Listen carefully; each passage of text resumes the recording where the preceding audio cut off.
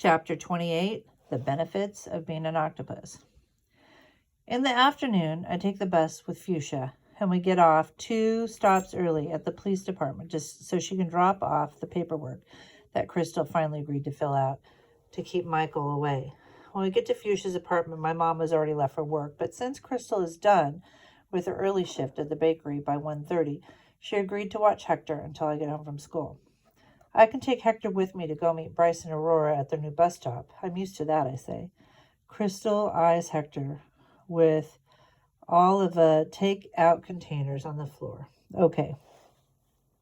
I heft him onto my hip. You know the drill, little man. You're coming with me. He pulls out my hair. I nuzzle my nose into the side of his face and reach for the door.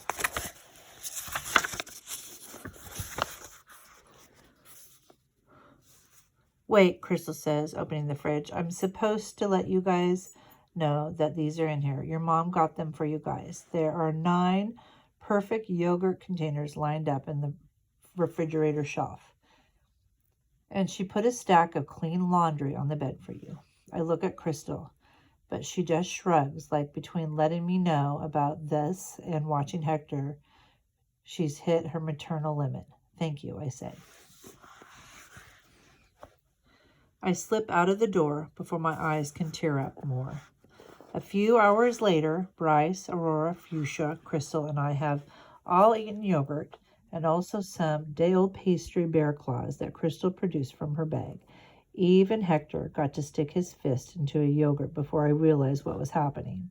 Someday, when he's a grown-up 1-year-old, he'll look back on his time without his exerciser as the good old days when he was naked and free. Too bad for him. I've got plans to check out the free exchange spot at the dump this weekend. They always have a broken exerciser or two, and it's going to bring Hector's yogurt-covered party to an end. It's Bryce who I'm most worried about. When he woke up from those nightmares last night, he was soaked through with sweat, and it was like he couldn't wake up enough to realize that it wasn't real. And how do you get inside someone's head to help them when they're wrapped up in fear like that? Especially because both me and him would know that I'd be lying if I said everything's going to be fine now that we moved. The garbage bags are now in the bedroom, and I dig through one of them, trying not to let stuff fall out and make a mess on the floor. Finally, my hand closes around a thin plastic rectangle that I'm looking for, and I pull it out. The Mickey Mouse nightlight. I plug it in and call to Bryce and Aurora. Do you want a story tonight?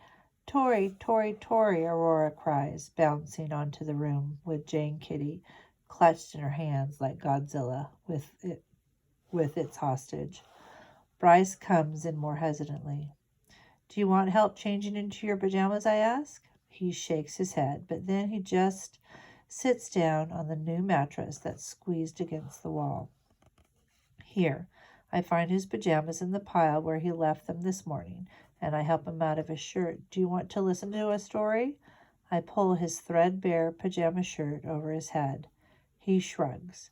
I help him switch from jeans to pajama pants. That's cozier, right?